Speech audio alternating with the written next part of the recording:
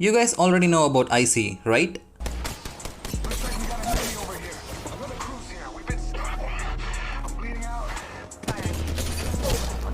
I hope that was a good intro for him. Easily the best Octane player in Apex Legends Mobile. He reached the #1 spot in the leaderboards one day after rank reset, so I texted him asking for some tips and he gave me some. Just know that all the tips you're about to see are coming from the #1 player himself, and let's begin. The #1 tip is getting teammates with the same grinding mindset. In this case, he is telling us to get teammates who are also grinding to reach Predator. Getting teammates with the same mindset is really good because even if it's not for you, they'll definitely try their best to achieve their goal, and in the end, all the players in the team will benefit from that. So definitely try to get a team that is trying to reach Predator or whatever the rank you're aiming for. Tip number 2 is don't take early fights off drop. It's not worth it. If you really want to rank up, you have to play the matches strategically. And if you want to play aggressively, you can do that, but a little bit later in the game. You can do that, you can play aggressive. Just risking all the points off drop is not a good thing to do in ranked matches. If you lose a fight off drop and lose a lot of points, it's not only going to affect your grind, it's also going to affect your mood and your team's vibe, and the rest of the matches of that session is going to be really bad. So don't do that. Tip number 3 is third-partying from distance and securing KP. Apex Mobile has a system called KP system. For every kill and assist you get some rank points, and the rest of the points you are going to get from that match will depend on your placements.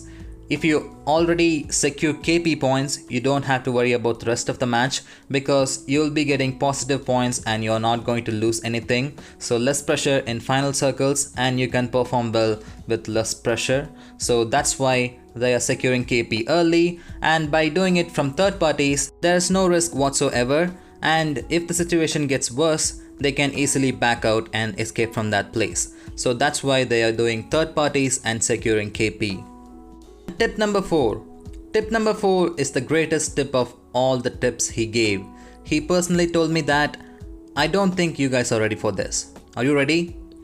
He is saying, subscribe to me and IC for more insane tips and tricks. I'm not even making this up. You can see the screenshot. He actually told me that. So go to IC, subscribe to him, and come back, subscribe to my channel.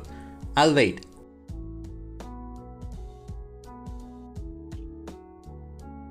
Thank you for subscribing to both of our channels. I really appreciate it. Tip number 5 is backing out of fights and running away. You guys should always know when to take fights and when to back out.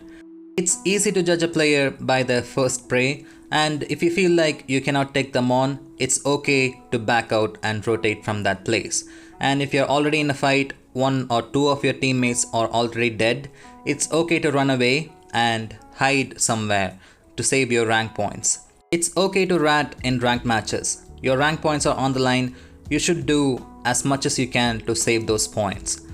Ratting is actually harder than aggressive plays, so don't feel ashamed because of that.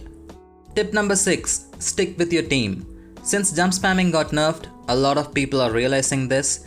It's really hard to do a 1v3 in Apex Mobile because it's a team-based game. All the abilities, all the legends are designed in a way that complements and helps other legends in the team. By doing teamwork, you can get the best results possible in Apex Mobile, and not only that, you can push for 2v1 fights against your enemies. You never know, because sometimes your enemy might have a better gun or better position, or maybe he's just lucky. He can get your teammates knocked, but if it was a 2v1, you can easily save your teammates from that 1 HP situations. He'll be alive and he can heal up and help you when you fight. So stick with your team as much as you can. Tip number 7 is making use of replicators. A lot of people are not realizing the importance of replicators.